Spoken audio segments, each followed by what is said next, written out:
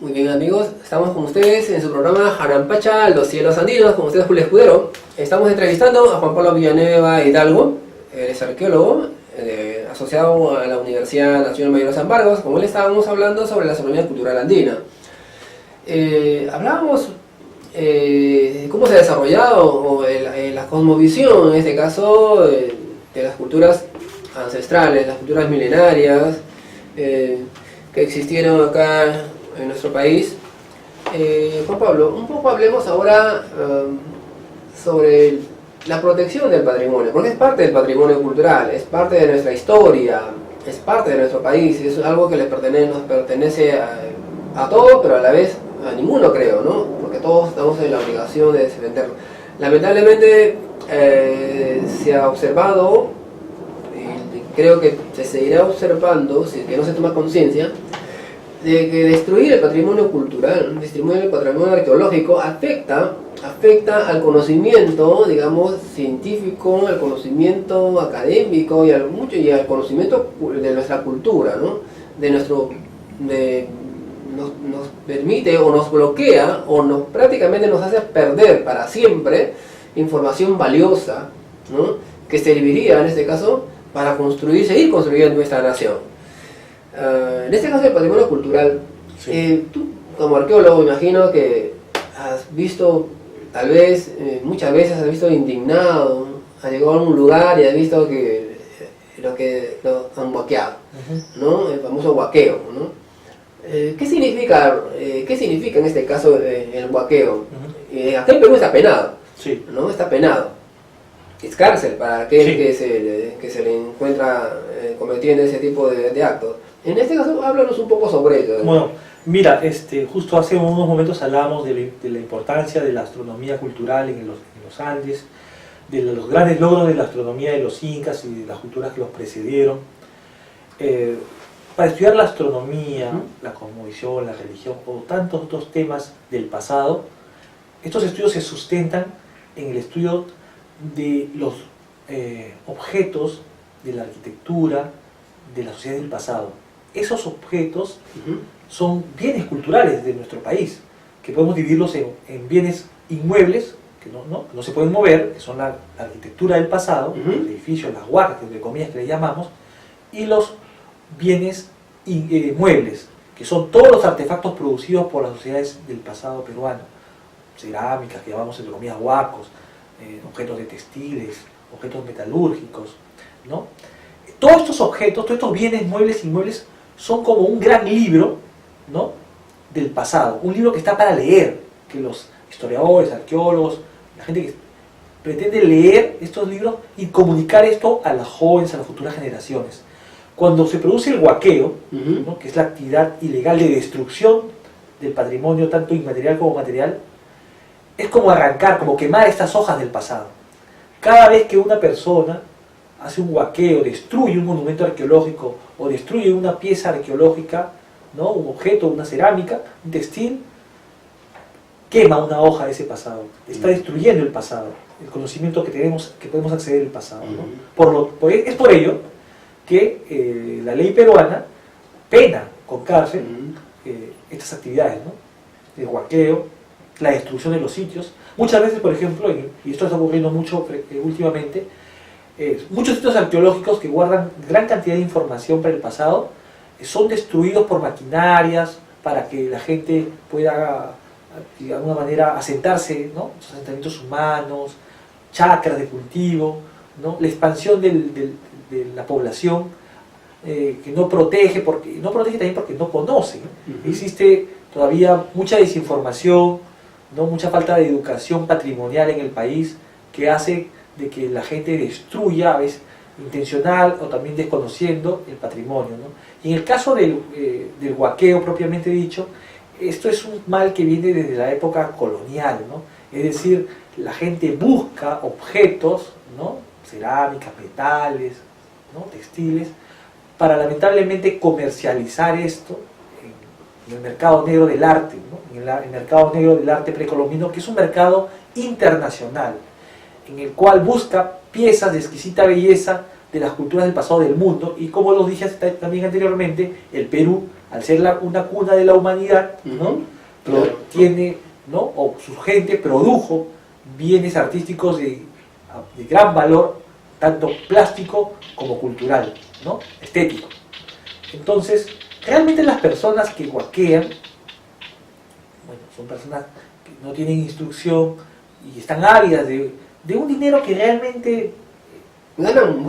No, es que en términos entre comillas, de ganancia, Ajá. ellos pierden algo que es invalorable, pierden la autoestima de ser de pertenecer a una nación, Claro. ¿no? Una nación con una gran historia, ¿no? Ajá. Entonces, bueno, ellos podrán decir en sus términos que ganarán 100 soles, si por ponerle un precio, ¿no? Pero es algo que no vale realmente, ¿no? O sea, que no se puede valorizar. Sí, bueno, quizás para ellos sea mucho, pero realmente son las grandes mafias que están detrás de esto, que son las personas que logran, también por a veces malos funcionarios, malos filtros, sacar esas piezas del país y sin el mercado negro, claro, estas piezas pueden valer muchos miles de dólares. Sin embargo, el que guaquea cualquiera no gana nada. No gana nada. Entre comillas no gana nada, o sea, no se beneficia O sea, en nada. Ponte una pieza, lo valorice monetariamente en 100 soles. En Y eso mercado es mucho. internacional, claro, y eso es mucho, ¿no? Claro. En el mercado internacional esa pieza podría llegar a valer Sí. mucho más, Sí, pero yo no quisiera... en este caso el que se arriesga, Sí. guaquea, destroza la evidencia cultural, histórica, todo eso, se expone a la cárcel y gana pues y encima que nos quita al resto de peruanos y a la civilización mundial, se podría decir así, una evidencia importante, como tú dices, sobre la historia, ¿no? Nos quita la oportunidad de saber un poco más sobre el pasado. Mira, yo diría que no se trata, realmente aquí nadie gana, no se trata de ganar, obtiene Ya. un dinero negro, Ya. manchado, ¿no? Ajá. Obtiene ese dinero de esa manera ilícita y se juega realmente, se juega la vida, la libertad, que es algo que no tiene precio. Claro, claro. Pero son evidentemente pues mafias que corrompen ciertas personas que felizmente ya está desapareciendo porque ahora hay una fuerte política del Ministerio de Cultura, ¿no? Que tiene un equipo de arqueólogos que está luchando conjuntamente con la policía, con la fiscalía, para no solamente frenar el huaqueo, sino para repatriar muchos bienes materiales que están en colecciones privadas del extranjero. Y felizmente me da mucho gusto decirlo, colegas del Ministerio de Cultura, colegas y amigos, arqueólogas, están repatriando, están impidiendo la subasta de objetos en las casas de subastas, ¿no? que es muy común en Europa, en Estados Unidos, Sotheby's, por ejemplo, Christie's. Estos objetos que salieron de manera ilegal, ¿no? De manera negra, están retornando al Perú, se están impidiendo de ser subgastados, ¿no? Entonces hay una lucha ahorita frontal contra la huaquería, ¿no?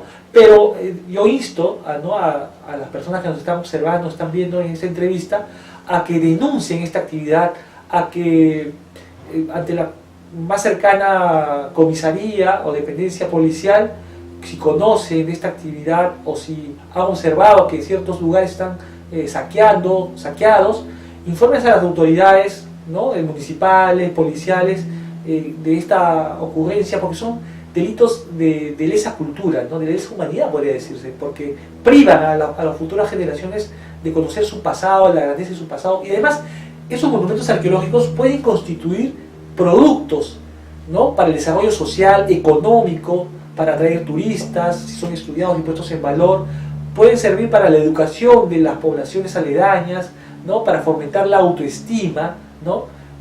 Para fomentar los valores de las personas. Entonces, hago un llamado En este caso, el Ministerio de Cultura tendrá pues un teléfono donde puedan llamar directamente, ¿o? Sí, por supuesto, bien. sí. Disculpe que en este momento no tengo el número a la mano, pero me imagino que entran a la página web del Ministerio de Cultura. Sí, entren a la página web del Ministerio, ahí está, hay una alerta para denunciar destrucción de patrimonio, saqueo de patrimonio, sí, está en línea, hay una línea abierta, hay profesionales que se encargan de esto, como le digo, en colaboración con la Policía Nacional, y pues esperemos, ¿no? Y que estas Gracias por la pregunta y la inquietud. Esperemos que estas inquietudes vayan en pro de frenar, ¿no? Esta ilícita actividad que tanto daña pues la cultura, ¿no? Claro. En este caso también depende mucho de las autoridades locales, ¿no? Cuidar el patrimonio y ver la forma, como tú acabas de decir hace un momento, ponerla en valor también, ¿no? O sea, en realidad es cierto que de repente el presupuesto no les va a alcanzar, ¿no? Pero al menos deberían buscar alianzas, tal vez, ¿no? Con universidades, con instituciones tal vez privadas, de turismo, qué sé yo, ¿no? Para ver la manera de cómo estos lugares arqueológicos que están ahí puedan ser luego valorizados, no monetariamente, ¿no? Sino darles un valor cultural, ¿no? Un valor para que el turista, tanto nacional como extranjero, pueda visitarlo, ¿no? Sí, por supuesto. Mira, gracias por la pregunta y por el comentario, porque eso me sirve para decir algo. El Perú, muchos medios de comunicación nos dicen de que el Perú es un país minero. Sí, lo es, cierto, sin duda, sí. ¿No? La minería es una de las actividades que mayor renta produce al PBI nacional. Actualmente. Y sí, evidentemente. Pero también el Perú, así como es un país minero, es un país también agrícola, es un país pesquero, ¿no? Es un país arqueológico también, es un país con mucho pasado. Creo que cualquier persona que nos está escuchando en este momento, sea de Lima o de provincia, a la vuelta de su barrio, a la vuelta de su comunidad, va a encontrar la Casa de los Gentiles, una huaquita, de los antiguos, ¿no? Siempre se van a encontrar siempre restos arqueológicos. Como diría Gonzalo, a la vuelta de la esquina, claro. Siempre se va a encontrar un monumento. ¿Por qué? Porque somos una nación histórica, porque somos una nación con un gran pasado histórico, porque como lo dije anteriormente, somos la cuna de una de las civilizaciones. Entonces, así como somos un país minero, podemos ser un país agrícola, podemos ser un país pesquero, podemos ser un país arqueológico. Entonces es un recurso el que tenemos, no lo veamos como un estorbo, que la huaca no me deja ver pasar la calle o poner mi casa. No es un estorbo, es un recurso que puede ser utilizado para generar bienes, recursos, puestos de trabajo.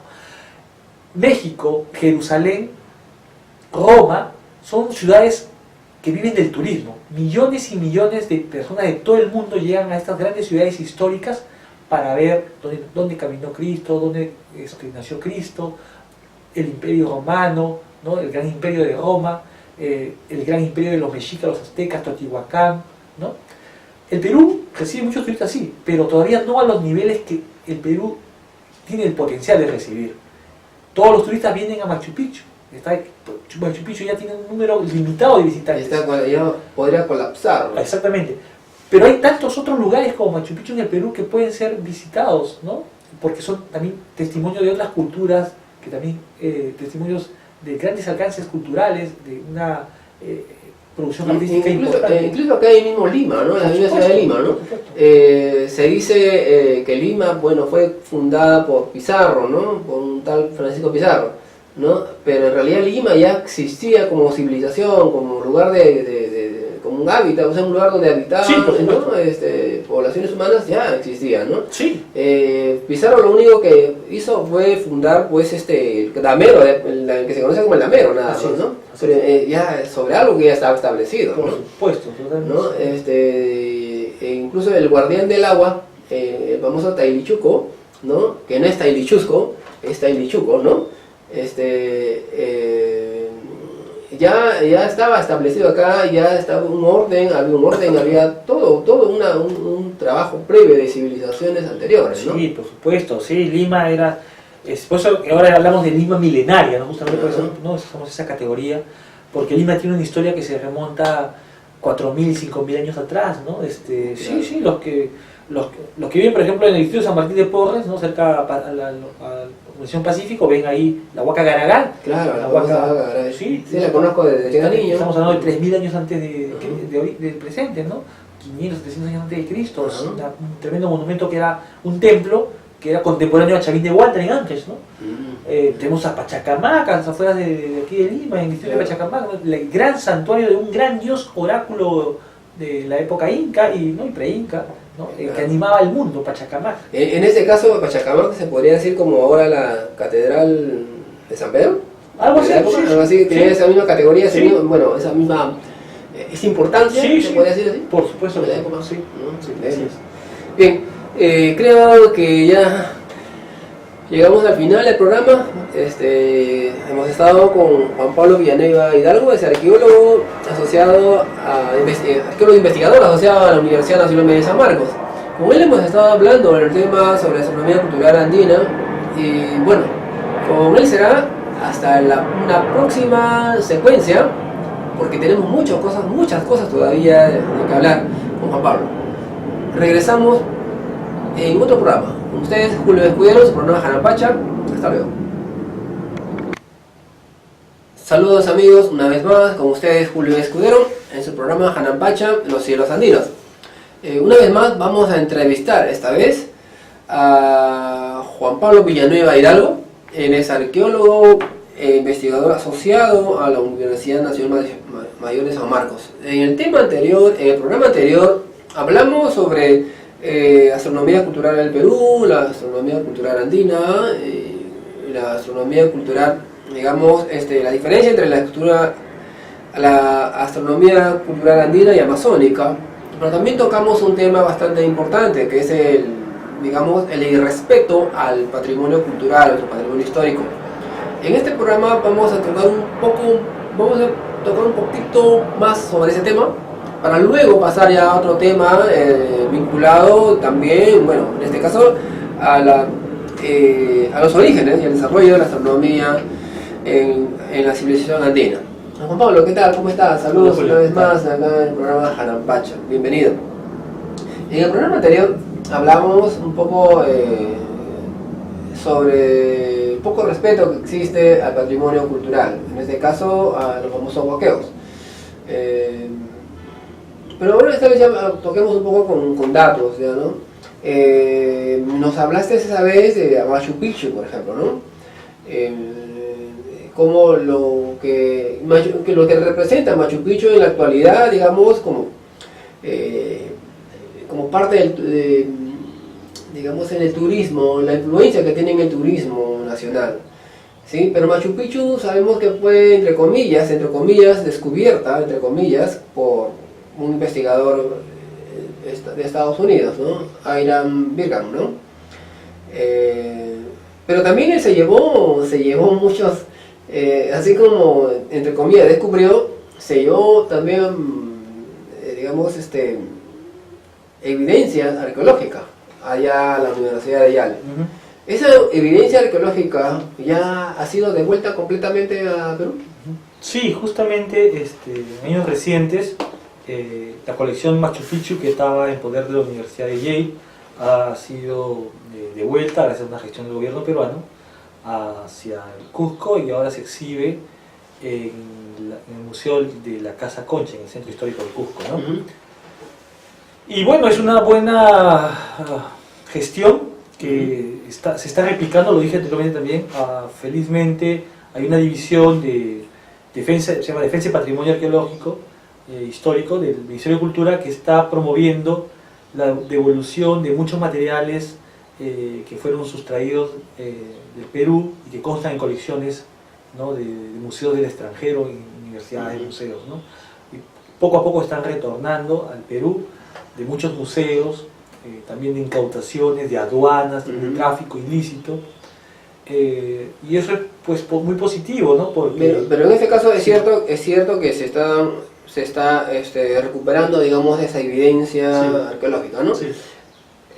Pero ya no se puede, en este caso, digamos, retomar para hacer un estudio del lugar donde fue extraído, ¿o sí? No, sí, porque, bueno... Porque incluso me parece que ustedes, arqueólogos, observan hasta el lugar y la forma, cómo ha sido encontrado, correcto, en qué manera está, en qué posición está, sí, ¿no? En qué lugar está orientado, cómo está orientado. Exactamente.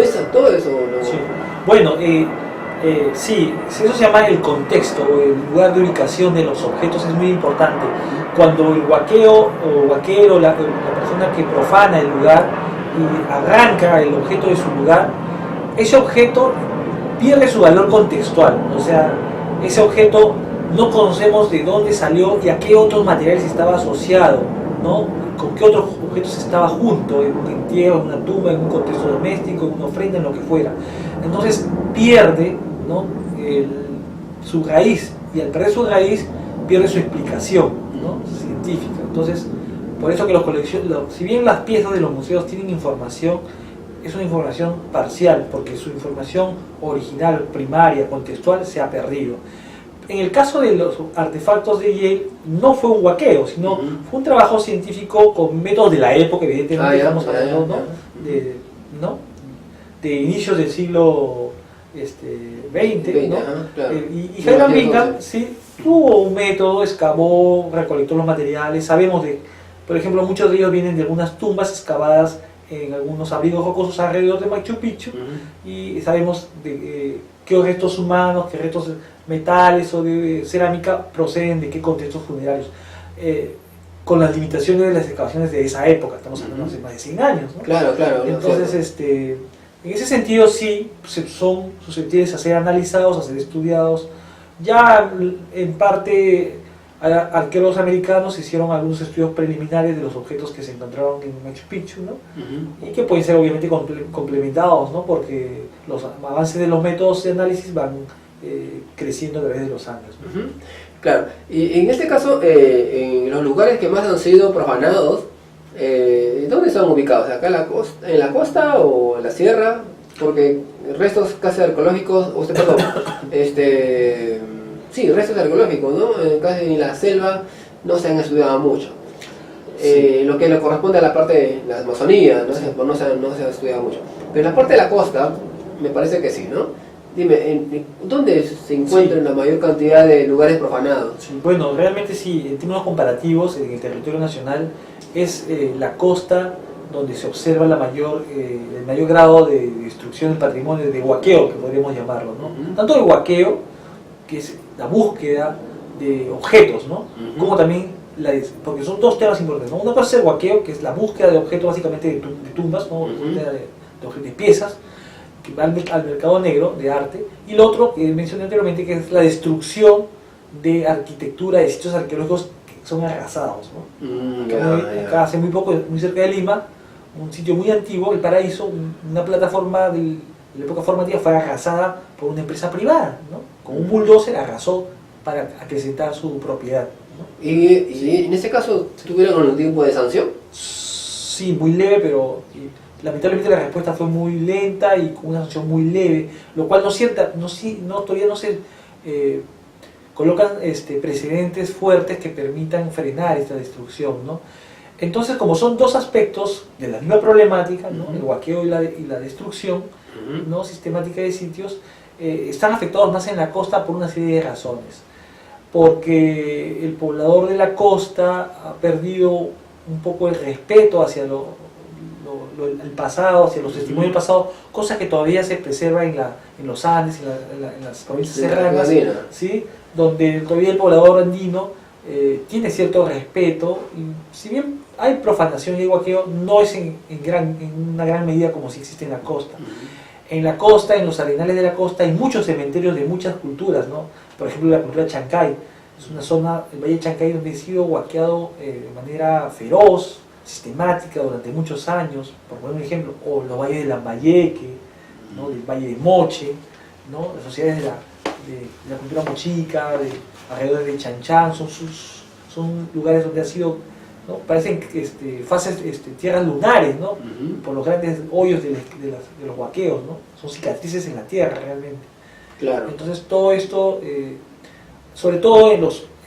tiene que ver con la idiosincrasia, como tú dices, ¿no? Sí, y también sobre la falta de leyes de protección del patrimonio, la falta de una policía de alguna manera instruida en defender el patrimonio, de un aparato estatal que controle. El huaqueo sistemático nace con la República, ¿no?, hacia el siglo XIX, tiene, digamos, su auge hacia mediados del siglo XX, y felizmente en las últimas décadas se ha frenado, ¿no? Se ha frenado, pero evidentemente aún sobrevive, es una lacra de la sociedad que sobrevive, pero que en menos proporción de lo que fue en un momento, ¿no? Claro. Sí. Pero igual hay que decirlo claro, es un delito, ¿no? Que tiene que se sanciona con pena de la libertad, con cárcel, y que esperemos pues que se revierta poco a poco, ¿no?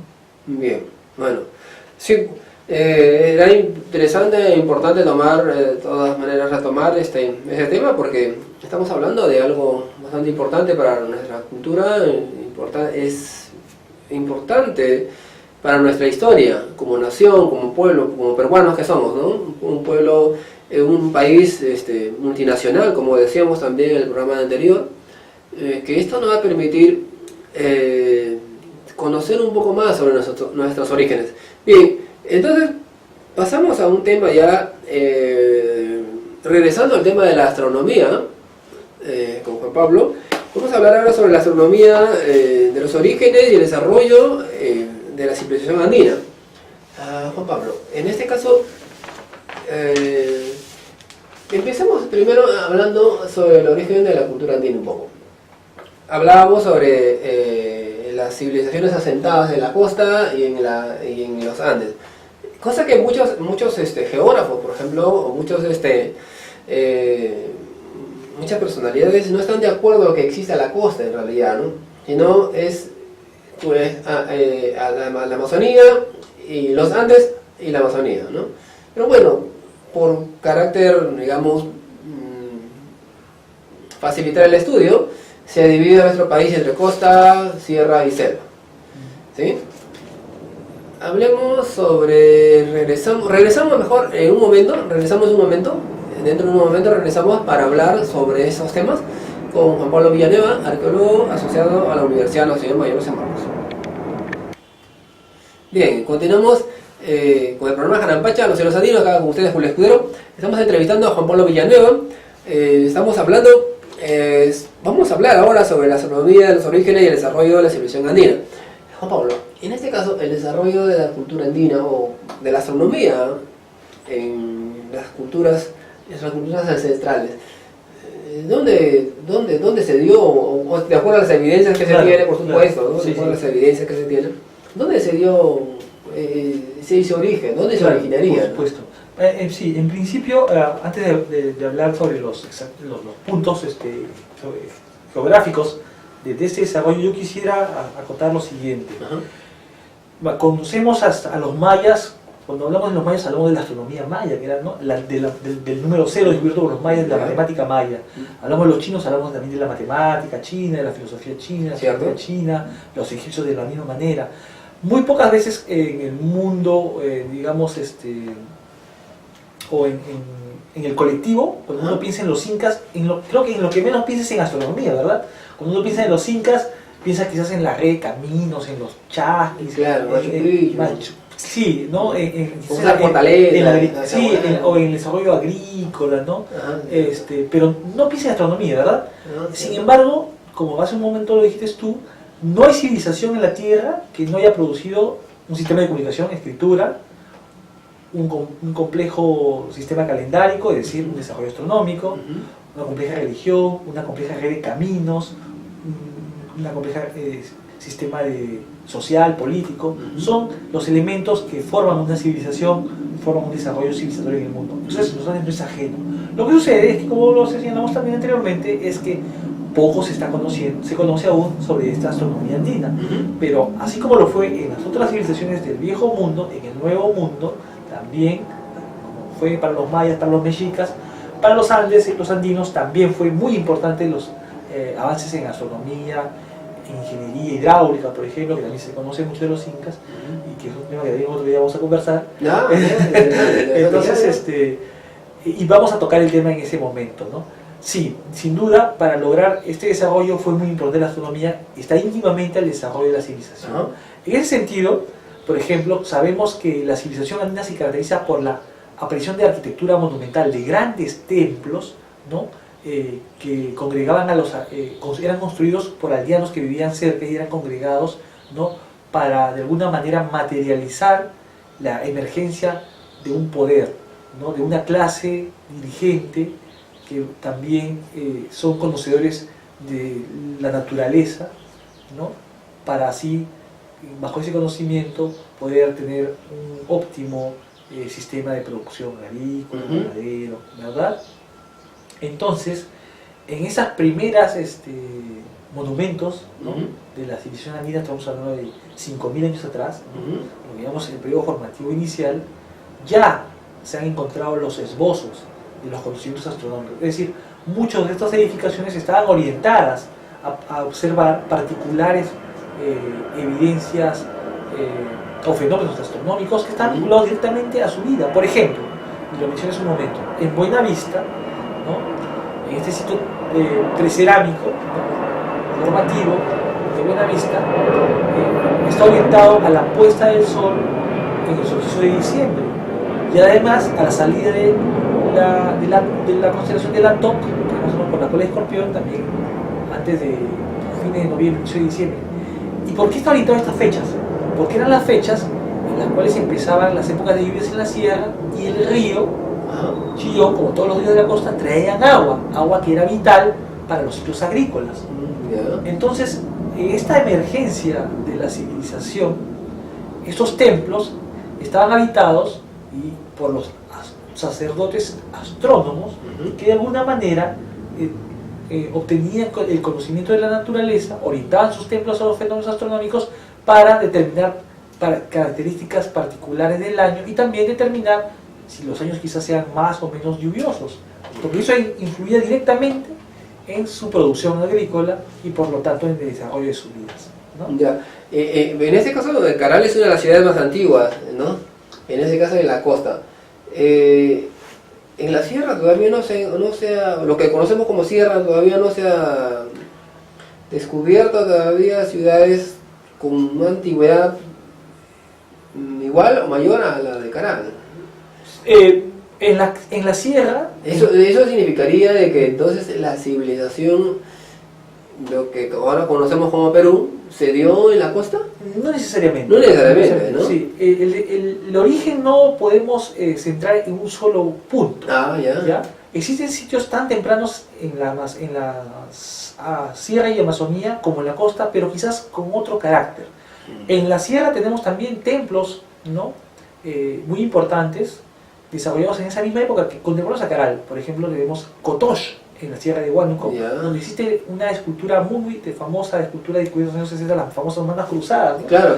Que ya hablan de una complejidad social, religiosa, en la misma época que Caral, obviamente con una escala de menor monumentalidad. Pero no nos dejemos engañar, no la monumentalidad implica un mayor avance, simplemente son diferentes características del mismo desarrollo. En la sierra de Ancash tenemos al sitio de La Galgada, por ejemplo, o también tenemos, o tenemos Aguaricoto, o tenemos Piruro en Huánuco, o tenemos otros sitios en las costa norte, Ventarrón, Salinas de Chao, en fin. ¿Y Cuelgan, por ejemplo? No, Cuelgan sí, pero es mucho después. Ya estamos hablando de los periodos de desarrollo regionales hacia el primer milenio de esta era, ¿no? Los sitios que he mencionado son sitios que son del segundo milenio antes de Cristo. Muy antiguos, ¿no? Entonces, son los orígenes de la civilización. O sea, 2000 años antes, 2000, 2500 hasta 3000 años antes. 3000 años antes de Cristo, ¿no? Son sitios muy tempranos, ¿no? Ahora, todos estos sitios están orientados a fenómenos astronómicos. La verdad no lo sabemos porque nadie los ha investigado. De acuerdo, interesante. En Caral se está investigando, recién lo mencioné, se está investigando el tema de astronomía en Caral. Esperemos que pronto podamos tener resultados. Hay un equipo que está trabajando. Y bueno, veamos, ¿no? Claro. Ahora, no necesariamente todos los sitios van a estar orientados, porque no es así. Porque los sitios funcionaban para ciertas cosas y otros funcionaban para otras cosas. Entonces, pero algunos de ellos lo estarán. Y eso nos darán luces sobre el tema de la astronomía, ¿no? Como lo es este sitio de Buenavista, como lo es Chanquillo también, ¿no? En Chavín de Huanta también se han hecho algunas alineaciones. Nosotros, la Universidad de San Marcos tiene un proyecto, se llama Proyecto Arqueológico Pacopampa, en el cual yo trabajo. Desarrollamos una investigación, un equipo peruano-japonés, en este sitio del periodo formativo contemporáneo de Chavín, que también está vinculado a los orígenes de la civilización y de la complejidad social de los Andes, que era en el distrito de Querocoto, provincia de Chota, en Cajamarca. Y este templo es un gran templo, ¿no? De grandes plataformas y escaleras. Las escaleras y los vanos de acceso están alineados, al parecer, a fechas particulares del año que tienen que ver con la salida de una constelación muy importante, se llama las Pléyades, ¿no? Las Pléyades. Son 7, me parece. Que llamamos también las 7 cabrillas en términos occidentales, pero que en el mundo antiguo, por lo menos en los quechuas, le llamaban Colca, o Oncoy, ¿no? Colca porque Colca son almacenes, son pequeños almacenes, o Oncoy porque Oncoy significa enfermedad y está vinculado a su reaparición en junio, donde se da la enfermedad del maíz, que son las heladas, ¿no? Entonces por eso también se llamó Oncoy. Había una fiesta muy importante en los Andes, se llama Oncoy Mita, que está vinculada a la aparición de estas estrellas y a un ritual agrícola para cuidar el del maíz, que es una planta fundamental, ¿no? En los Andes. Entonces, podemos decir de que en los orígenes y a través de la historia, que hace un momento hablamos de la astronomía inca, la astronomía pre-inca, este desarrollo astronómico no va a ser estático, sino es dinámico. Está acrecentándose. Entre más la sociedad está evolucionando, la transmisión del conocimiento de padres, abuelos a hijos, también bajo los medios andinos de comunicación se va a dar, no solamente a través de manera oral, sino también a través de una semiosis de sistemas semiosográficos de comunicación, que son los quipus, los tocapos, el arte, que todavía no lo comprendemos en su cabalidad, pero que estamos en el proceso de decodificar, ¿no? Estos métodos de comunicación. Entonces podemos ver a través de la arqueología que existe un desarrollo de los conocimientos astronómicos en los 5 milenios que podemos darle al desarrollo de la civilización andina en los orígenes, ¿no? Hacia los incas, que son, como lo dije hace un momento, digamos, el pináculo, sí, como ¿no? tú lo llamabas. Bueno, y sí, un pináculo que de alguna u otra manera, por una circunstancia histórica, ¿no? Frenó, o mejor dicho, se transformó en lo que va a ser después la sociedad colonial del Perú, como parte de la colonia del Imperio Hispano, ¿no? Claro. Pues es un poco el devenir de la historia de la humanidad, de nosotros en ese sentido. Bien, continuamos en el programa Jarampacha, los cielos andinos. Como ustedes les pudieron, esta vez estamos entrevistando a Juan Pablo Villanueva, arqueólogo asociado a la Universidad Nacional Mayor de San Marcos. Él nos contaba de que estaba haciendo unos trabajos, un proyecto, ¿sí?, relacionado, por supuesto, con la profesión. Y estamos hablando sobre la astronomía.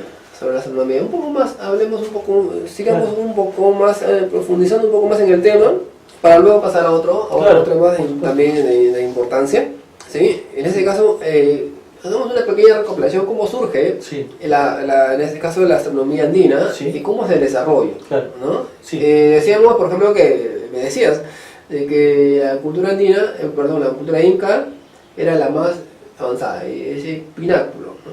Pero por supuesto se asentó en otras culturas anteriores. Entonces, la astronomía, por supuesto, entonces tuvo que también tener ese desarrollo, ¿no? Así es, sí. Todavía estamos elaborando justamente ese mapa de recorrido del desarrollo astronómico en los Andes, ¿no? No tenemos la película completa, solo algunas escenas, ¿no? Que son parte de las investigaciones, pero que nos pueden brindar algunas luces, ¿no? Y a través del tiempo esas escenas se van incrementando y vamos a tener una mejor película cada vez más, ¿no? Va a ser una constante, ¿no? Completa, ¿no? Exactamente. Por ejemplo, y es un dato que comento, ¿no?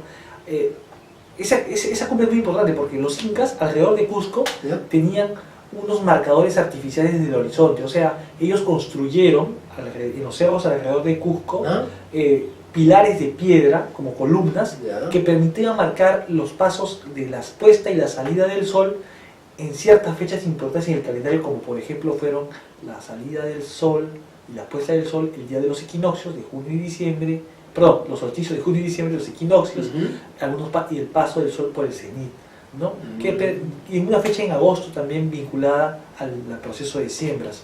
Entonces, estamos hablando de una fecha en agosto. Sí, en agosto. Sí. En agosto, más o menos, 20, 21, 22. Creo que la primera semana de agosto. Primera semana de agosto. Sí. Bueno, las siembras van a cambiar según la latitud. ¿No? Claro. La altitud.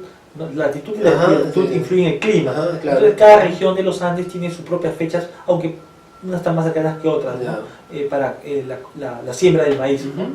Pero por ejemplo para la siembra de otros productos como la papa, que también es un producto muy importante, al parecer el sol no era tan importante, sino la luna, porque es más, de alguna manera mucha de este conocimiento astronómico de los incas no quedó ahí, no se podía pensar que se terminó, simplemente se transformó. mucho de esto, por eso podemos decir que hoy existe una astronomía andina vinculada a los incas, sí, porque uno va a las comunidades campesinas quechua-hablantes o aymara-hablantes y va a ver que existe una astronomía. Ellos usan la luna para cosechar productos, utilizan estrellas para orientarse, ¿no? Los pescadores de Muchic, por ejemplo, usan ciertas estrellas para orientarse en el mar, cuando está todo oscuro en luna nueva. Entonces, Claro. hay un gran bagaje, hay un gran conocimiento astronómico en los pueblos, eso se llama la astronomía cultural, tanto de los Andes, ¿no? De la costa y la Amazonía, que aún vive, pervive, está aquí, Claro. y tiene sus raíces en la astronomía inca, ¿no?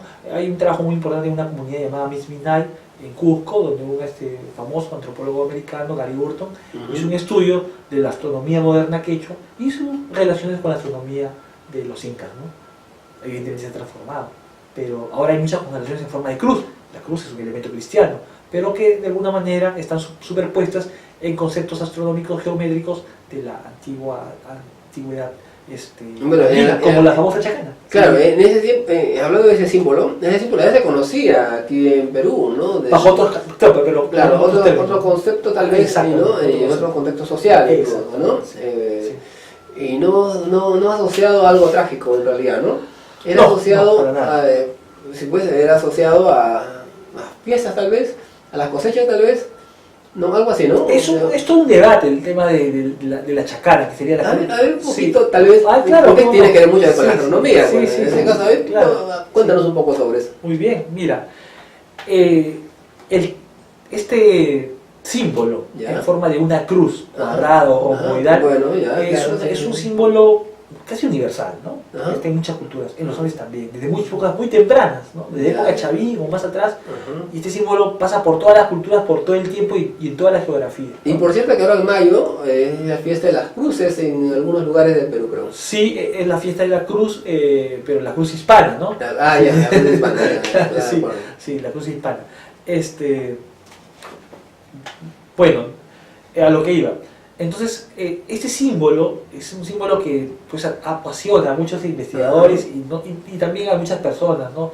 Un símbolo que se usa mucho, ¿no? En diferentes contextos, hasta políticos recientes. Ah, bueno, cierto, Sí. cierto.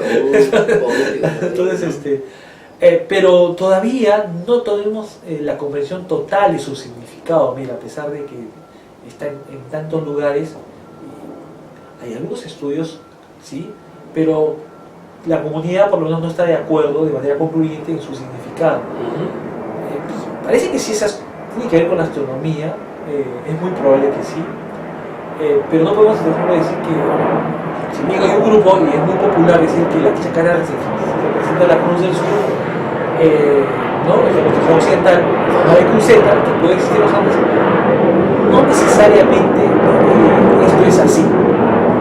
¿Y a qué voy? La Cruz del Sur es una constelación actual y muchas personas, andinos, al ver la Cruz del Sur, dicen Uchuy Cruz, significa cruz pequeña, porque muchas personas andinas en los cielos ven no solo una, sino muchas cruces, y hablan de Hatun Chacana, cruz grande, Ajá. que es por ejemplo la constelación del Orión. Si el Orión usamos el cinturón de Orión y las dos estrellas más brillantes a los extremos, tenemos también una cruz. Ajá. Sí, eso claro. Entonces, también tenemos a Linum Cruz, otra cruz. Entonces, hay muchas cruces en la astronomía andina, moderna. Ya, Pero ¿cuántas de esas se hicieron en el pasado, en la astronomía quechua? No sabemos. No podemos acercarnos al pasado. O sea, en este caso, tú me dices que el poblador andino de la actualidad le da nombre de cruces a muchas constelaciones. Sí. Ya, pero eso no sabemos si es que esos nombres vienen desde muy Muy probablemente sí, pero ¿hasta qué grado? O sea, el concepto actual es una o sea, esa cosmovisión, esa astronomía actual del hombre andino, ¿Ya? es un crisol Ya, de la claro. sabiduría ancestral, Ajá. inca o pre-inca, con las concepciones judeocristianas, Claro. europeas, que han venido tras la conquista, ¿no? Claro, con la invasión española, Con ¿no? la invasión española, Claro, por supuesto. claro, Entonces, entonces, discernir una de otras es muy difícil y podemos también especular mucho. Entonces, en ese sentido, siempre los investigadores tenemos mucho cuidado para tratar este tema y por eso que no, personalmente, no podría asignar, a pesar de que sí hay algunos monumentos, y eso es un estudio reciente que estamos haciendo, donde estas chacanas parece que sí están orientadas a ciertas constelaciones como la Cruz del Sur. Eso sí podía demostrar de que Ya. la chacana pudo simbolizar la Cruz del Sur en el pasado, ¿Ya? pero hay una investigación que determina de que la chacana no es una sola forma, sino existen muchas formas, es como una familia de símbolos de cruces. Hay cruces con 4 puntas, con 8 puntas, con 12 puntas, con 24 puntas, ¿no? Con un círculo al centro, con un cuadrado al centro, con un rombo al centro. Entonces todo eso significa cosas diferentes. Y todo eso Ajá. se encontraba en las evidencias Sí, arqueológicas. por supuesto, claro. Ah, qué En los interesante. textiles, en los cerámicos, sí. Porque nosotros lo conocemos de la chacana, bueno, cuando estamos viendo la chacana con un círculo al centro. Pero no es la única. Pero no es la única. Claro, no es lo único. Es digamos, lo más comercial, entre comillas. Ya, entre comillas. Claro, porque lo que estamos hablando también se usa mucho en diferentes comercios, turismo, ¿no? Claro. ¿no? O le dije hace un momento, hasta era un símbolo político, en fin, sí, ¿no? Entonces, en el término, digamos, de buscar la respuesta, es un poco complicado para la academia aún, porque existe mucha información que todavía hay que procesar, que analizar, ¿no? Claro. Entonces, al parecer, es un símbolo que tuvo muchos significados y estos significados varían por la forma que el símbolo también es muy variable, ¿no? Entonces, lo único el panorama, para no ser tan digamos, pesimista, es que poco a poco que estemos avanzando más en contextualizar estos elementos, podremos dar un mayor significado. Por eso, y vuelvo a nuestra anterior secuencia, es muy importante que estos objetos que tienen dibujada la cruz o chacana, no tenerlos en los museos, porque no tienen el valor contextual, es encontrarlos en ciertos contextos controlados por los arqueólogos, que podemos decir, está vinculado de repente a la habitación de tal o tal constelación, o un cerro, o lo que fuera, y entonces podemos develar un poco su significado, ¿no? Al ser un signo abstracto, evidentemente tiene un significado polivalente, ¿no? Puede ser astronómico, puede ser también filosófico, ¿no? Claro.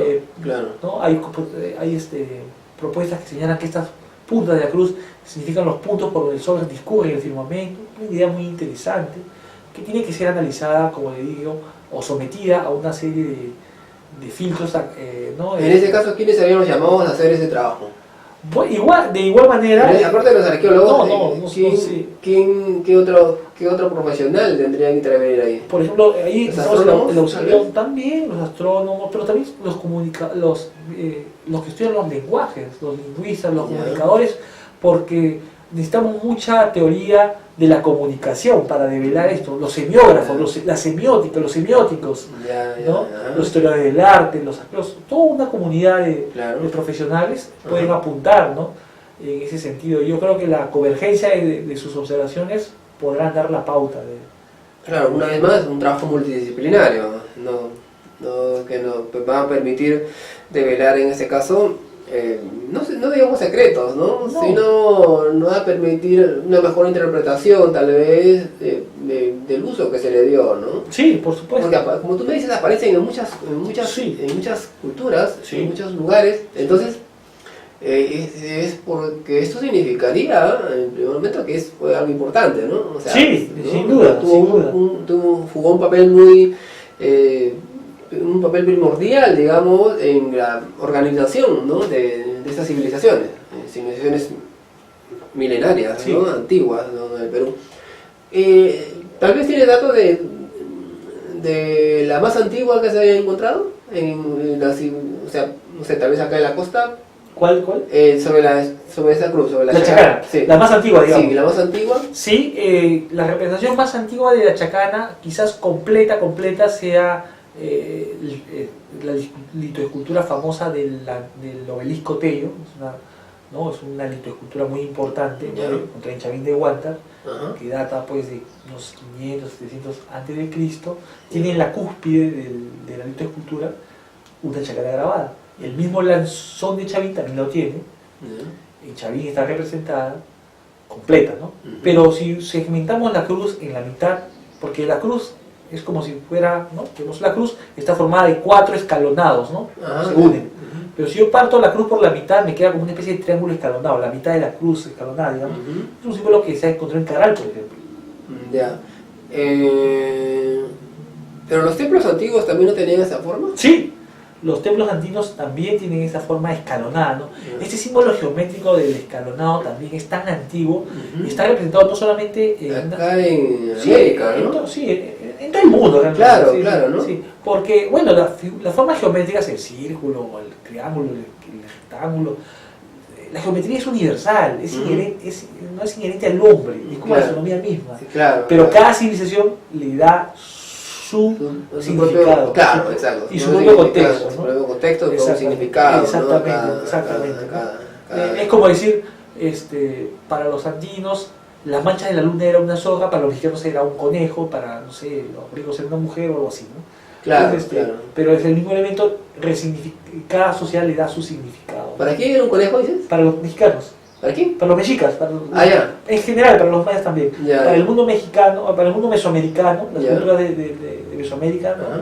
Es más, La mancha que se puede observar en la luna, ¿no? Sí, la mancha de la luna era un conejo. Un conejo. Y para no... Los andinos eran una soga. Ya. Atok. Atok, bueno, no. Atok es un zorro, es el nombre de zorro en quechua y también el nombre de una constelación oscura. Ya. Eso es algo muy importante que creo que nos ha olvidado conversar. Claro. Sí, cierto. Sí, cierto. y podemos tocar ahora, si te Sí, parece. claro, sí. Mira, hay algo muy importante que distingue la astronomía andina de otras astronomías. Ya, pero ¿te parece mejor regresamos en la siguiente secuencia? Ya. Nos ordenamos. Correcto, ¿no? perfecto, Juan. Para hablar sobre ese tema, ¿Cómo no? regresamos entonces con Juan Regresamos. Pablo Villanueva, Janampacha, los cielos andinos. Janampacha, los cielos andinos y el universo de hoy. Ciencia, tecnología e innovación para el desarrollo. Financiado por el Programa Nacional de Innovación para la Competitividad y Productividad, Innovate Perú, de acuerdo al contrato 073, NIPT 2015, In Memoriam. Astrónoma María Luisa Aguilar Hurtado.